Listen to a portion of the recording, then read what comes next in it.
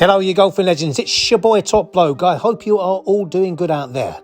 Now, I don't know about you, but 2020 wasn't one of the greatest years of my life. I became jobless. I got my wife up the duff. And for the first time in my life, I took to drinking during the days. I also grew 8 beards and I only bathed 4 times. Well, there was no reasons to keep up appearances, was there? But I'm guessing the vast majority of people come off much worse than myself. Their marriage fell apart, lose their homes, worrying about their financial future, anxiety, depression, losing a loved one. But worst of all, watching Liam Harrison's daily lockdown try-hard funny vids. So when you see a boast post by the king of cheese, that is Rick Shields, bragging how 2020 was the best year of his life, one tends not to share in his ecstatic delight. Now, up until now, I've always held respect for Rick. Despite his shit vids, he comes across as a lovable beardy moonface. I've never disliked him.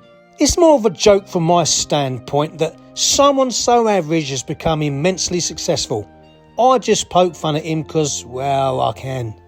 Now, I get that Rick is only human and is proud of his success.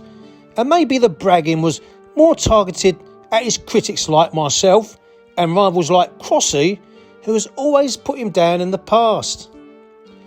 But in these depressing times, Shields couldn't and shouldn't have been more insensitive. I don't think this post gets any awards of winning the hearts of ordinary struggling folks. No one wants to see other people doing well when you're down in the dumps. Yes, we all know you're the most viewed golf channel on YouTube. We don't need stats. Stats are for twats. Luck and the time and place was a major part of Rick's success. As you may or may not know, Rick started his channel in YouTube's infancy before any mention of payment rewards. He started it up to boost his profile and therefore resulting in more bookings when he was a full-time golf instructor. Now, Rick is the first to admit the surprise of his success. Videos started to get monetized, companies started to throw their products his way. It was a dream come true. But if Rick started today, one would be forgiven to think he wouldn't have made it among the many talented YouTubers we now have. This is highlighted by the fact his second channel is a miserable failure. Someone with 1.5 million followers has only managed to pull in 30,000 subscribers. Now, Rick Shields is no longer your friendly neighbourhood YouTuber. He is a corporate machine with a strong media team behind him finger fucking the YouTube algorithms. He employs a cameraman, an editing man, a yes man called Guy, who is his comment section answering man. Anyone thinks Rick's answers any of his comments is deluded.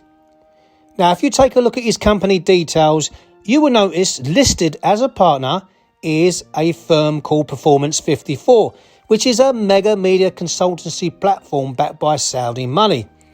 Now, does anyone else think it's a coincidence that shortly after entering this partnership with them, his subscribe count went through the roof? Rick, some advice. You wouldn't see Adele or Ed Sheeran post their sales figures on Twitter. All I'm saying is, have some quiet dignity. Be cool, be fresh, set examples, and separate yourself from the narcissistic world of YouTube golfers. Now, why is every golf YouTuber obsessed with subscriber count and views? Constantly embarrassingly begging for subs on social media? If you're any good, you'll get seen. Now, I suppose the one thing in your favour is that you didn't virtue signal about the pandemic, then swiftly jumped on a plane to play golf abroad, whilst the rest of us were in lockdown.